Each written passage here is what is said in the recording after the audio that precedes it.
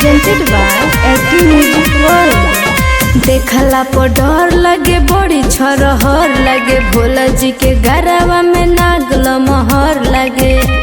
ए डर लगता जी, देखला पर डर लगे बड़ी छरहर लगे, भोला जी के गरवा में नागल महर लगे। देखी देखी हमारा के देखी फुफुकार ताटे, देखी देखी हमारा के देखी फुफुकार ताटे। तू ही तो डेरालू खाली सभे जल ढारा ताटे,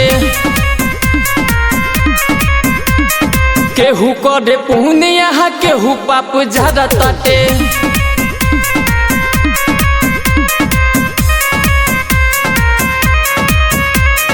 बोला बोला शंकर भगवान की।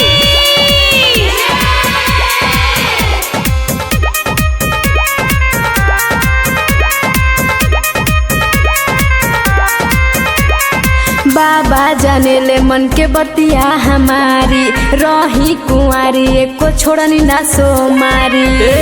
तजा के जल चढ़ाबो, ठीक है नु बा। बहाना मत बनाबो।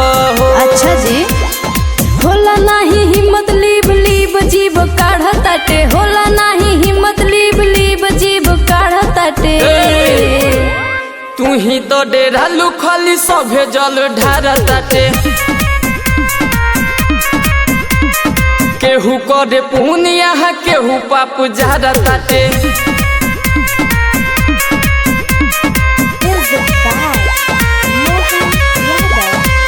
Presented by active music world. माफी मांगी ले जोड़ी दोनों हाथ जी, बाकी भीतरिया ले चली सोनू साथ जी। हाँ, इहे पहिले जे कह तू हो, अभी ले खड़ी यहाँ न रह तू हो। अब चली ना जी। राइटर दीपक हंसी हंसी पूछ कर ताटे, सौरभ दीपक हंसी हंसी पूछ कर ताटे। तू ही तो डेरालू खाली सभे जल ढारा ताटे, केहू करे पुनिया केहू पाप झारा ताटे।